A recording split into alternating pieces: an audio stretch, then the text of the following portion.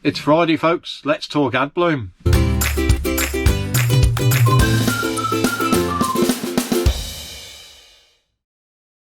So in this video, folks, I want to discuss AdBlue in a Fiat Ducato motorhome. Now, yet again, this is something that I've read many different comments and opinions in the motorhome forums, and there seems to be a wide-ranging difference of opinion as to how much AdBlue is actually stored in your Fiat Ducato van and how many miles you would expect to get from it. Now, I'm particularly interested in this subject because on a trip to North Wales, which was in this video here, our van was on about 1,300 miles when the AdBlue warning light came on. It actually came on just outside Stoke-on-Trent, so we hadn't actually got too far from home. It was a little bit of a surprise, particularly as I'd previously owned a Citroen Picasso, which would do around 10,000 miles before it needed AdBlue. And of course, as many of you will know, we had a VW transporter camper van, which would do roughly 5,000 miles on a tank of AdBlue. So 1,300 miles seemed a little tiny bit lean. So of course, it was a bit of a panic moment. I didn't know how many miles I'd got left, although I'd assumed, of course, that there would be quite a few miles left. But the display on a Fiat Ducato annoyingly does not tell you how many miles you've got left of AdBlue. So of course, we had to come off the main road and find a petrol station and pay the higher prices that you pay to top up with some AdBlue. So just how much AdBlue does your Fiat Ducato motorhome actually hold? Well, for this and other questions related to AdBlue, I thought I would give Fiat in Italy a call. So I did just that, and I gave them my list of questions, and then a day later, to be fair to them, they called me back with the answers. Now, before we discuss those answers, it's probably a good time to mention or discuss what is AdBlue. Well, AdBlue is basically a mixture of urea and distilled water, and it is effectively sprayed into the exhaust gases to reduce the NOx that comes out of the tailpipe of the exhaust. Now, I think for me what's important is we've said that on my Picasso that I previously had, it would do around 10,000 miles on a tank of AdBlue. And the VW Transporter would do about 5,000 miles on the tank of AdBlue. But the emissions regulations in the UK, like with many European countries, are getting tighter all the time. Now what this means is the amount of AdBlue that's having to be added to the exhaust gases is also increasing, which of course means your consumption of AdBlue is increasing. Another factor, of course, to think about is what is the tank size, how much AdBlue does the vehicle actually hold. And the third most important thing, of course, is a Fiat Ducato motorhome is normally going to be driven pretty close to its weight limit. In fact, we discussed weight limits in a previous video. If you've not seen that video, it's this video below. I would suggest you go and check that video out. And it is effectively about as aerodynamic as a house, which of course it would be, as it is really effectively a home on wheels. So what is the size of the tank, or what is the size of the AdBlue tank in a Fiat Ducato motorhome?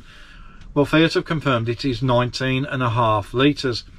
Now, there's a little thing to mention about the 19.5 litres.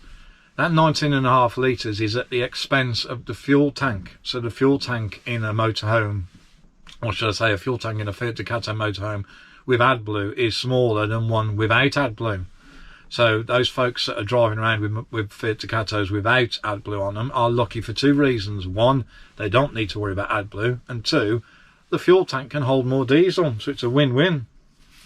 For our van, it's a 19.5 litre AdBlue tank.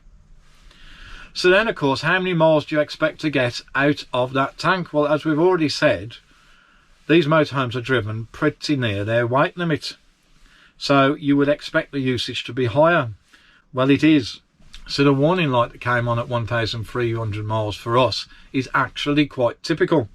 Fiat confirmed that on average they would expect approximately 1,500 miles before the light comes on. Now that's going to surprise some people watching this video, particularly those that have owned vehicles before that do more miles than 1,500. But the fact of the matter is, for a Fiat Ducato motorhome, Fiat expect the light to come on at approximately 1,500 miles. The next thing, of course, is how many miles have you got left when the warning light illuminates? Well, again, on my Citroen and my VW, it had a handy countdown odometer that would basically count down the miles that I would have left before I would absolutely need to fill the AdBlue up. The Ducato doesn't have that, so basically you need to know what's left. So Fiat Technical have confirmed that they would expect about 370 miles to be left before you get what they call a second warning, which would be a red warning, which basically means you really are taking a risk that you're going to run out of AdBlue. So that comes on at roughly 370 miles after the first warning. And then if you ignore that, you have approximately 120 miles left before the vehicle will stop. Now this is important because, as you probably know already, folks, if you drive a vehicle with AdBlue and the tank actually runs out, the electronic brain in the vehicle, or the electronic brain in the engine even, will prevent the engine running. You will not be able to drive the vehicle again until you have replenished the AdBlue. So there you have it. The van has a 19.5 litre tank. It should do around 1,500 miles before the warning comes on. You then should have 370 miles after that before the next warning comes on. And then after that second warning, the red warning, you will only have approximately 120 miles remaining. I am now happy that I know what this van actually does on AdBlue. Finally, on the subject of AdBlue, Fiat Technical also have informed me there is currently a recall campaign on the Fiat Ducato. The campaign number is 6366, and it is something to do with the DPF. I think it's a sensor or something.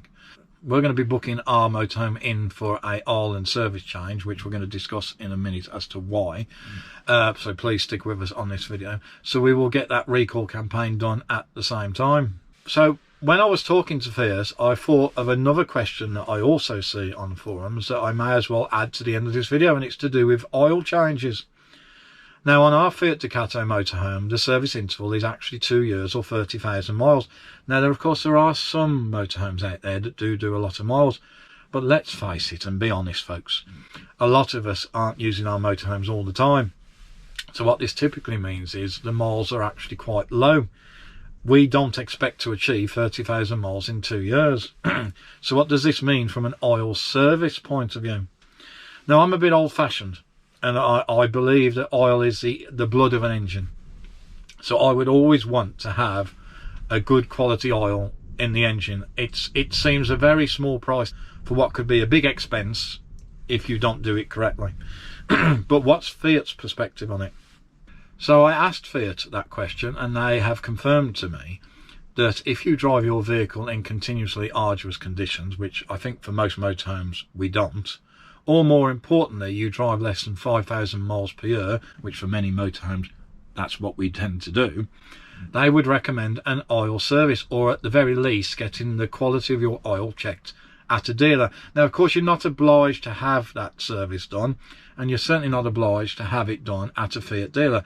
You can have it done anywhere you want, and technically, providing it is done in line with manufacturer's instructions, correct oil and the correct filter, you do not risk voiding your warranty. I think for me personally, it's just really important to get the oil and filter done. If you think of the money that we spent to buy the motorhomes in the first place, I think £50, £100, whatever it's going to be to have that oil and filter service is not a lot of money in comparison to the damage that you could cause in the long run if you don't keep your vehicle maintained correctly. So that's the end of this video, folks. We genuinely hope you found it informative. If you did, please remember to give it the thumbs up, and if you're not subscribed to the channel, please consider subscribing. It's free to subscribe, and it really does show your support. There'll be a link at the end of the video to do just that. See you on the next one.